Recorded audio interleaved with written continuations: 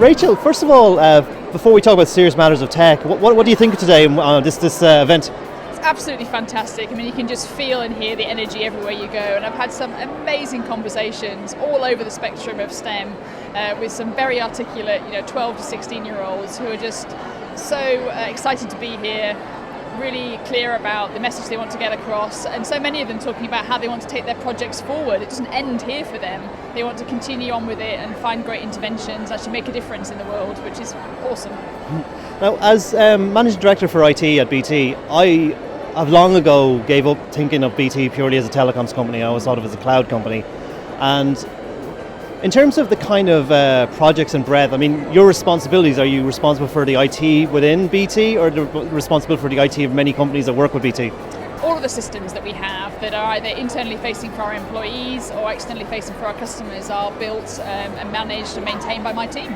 So we work with solutions for our engineers that go out into the field and fix faults or problems, our call centre colleagues who answer the phones that our customers call in for, our retail store agents that help you buy a mobile phone or any of our other devices in store.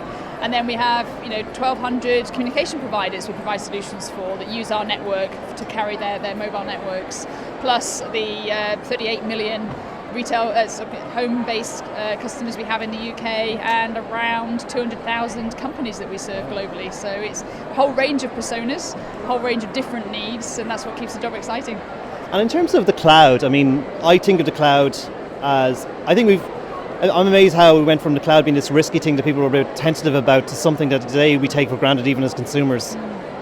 But I only feel that we're only at the opening part of that, and I think we're looking at what could be $1 trillion industry in the next couple of years, surely true to the sheer size and breadth of the applications that are just becoming commonplace. What are your thoughts on that evolution, and how is BT geared up for the cloud?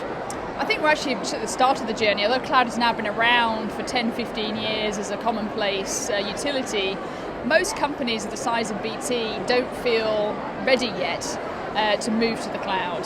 We've got a lot of legacy platforms in companies like BT that will take a lot of re-architecting to work in a cloud-native way. A lot of investment is required to move workloads, a lot of new skills we need in our workforce. So most companies of any scale are really at the start of their journey. But I think we're seeing new applications and trends come out, like AI, like IoT, that are going to require access to vast amounts of data, which we simply can't store anywhere else.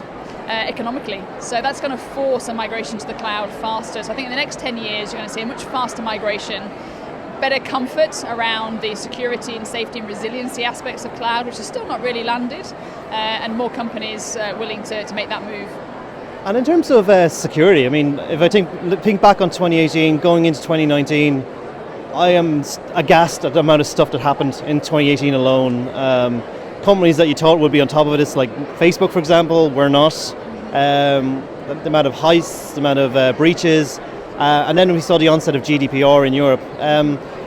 Looking to 2019, do you think the world will get a handle on security, or do you think it's just going to continue to be an uphill battle?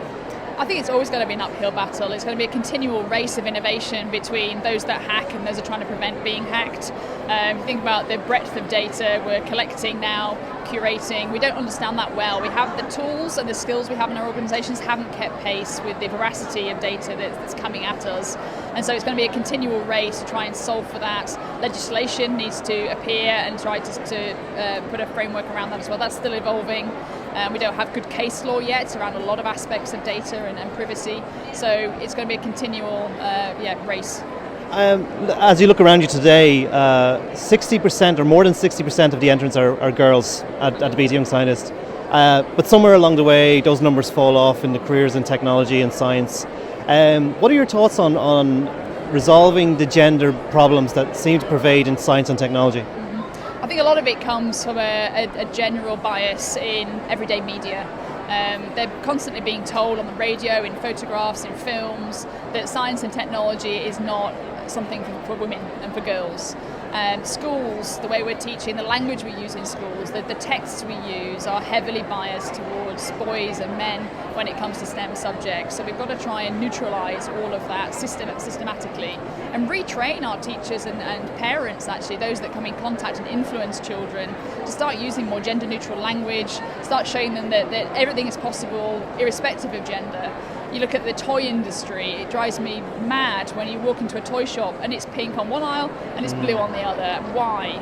You know, the Science Museum in the UK has done a great job of creating gender-neutral toys, so diffusing that colour affiliation, but also in the packaging they have and the way it's marketed, it's entirely gender-neutral. And that's those kind of inventions we need to make. And then companies like BT can do a great job of actually putting great female role models that they have in their workforce out into schools and universities to inspire kids and show them that it is possible for people like them to have great careers in STEM topics, show them that pathway. And looking to 2019 and on to 2020, what would you say would be the big tech trends that you're keeping your eye on? I think quantum is incredibly exciting. I think the next 18 months are going to be really interesting, where we see some real use cases coming out there. I think blockchain, we're going to start to understand just what kind of assets and transactions and collaboration should we and can we secure with blockchain. I think AI is going to start to be more meaningful for customer interactions. Again, consumers are going to start to ask more questions about what data a company is storing about me, how they're using that to make decisions about me. I think 5G is going to be the big thing this year. Certainly for us in BT, we're determined to be first in the UK. We've already got our trials out in Canary Wharf and in 9 cities across the UK. So we'll start to see city-based deployments. We'll start to see the first devices in the hands of consumers. We'll start to see new use cases around mission-critical applications, low-latency applications, and have that start to support IoT and remote surgery, drone flying, etc. It's going to be quite an exciting year. Thank you, Rachel. That was superb. Thank you.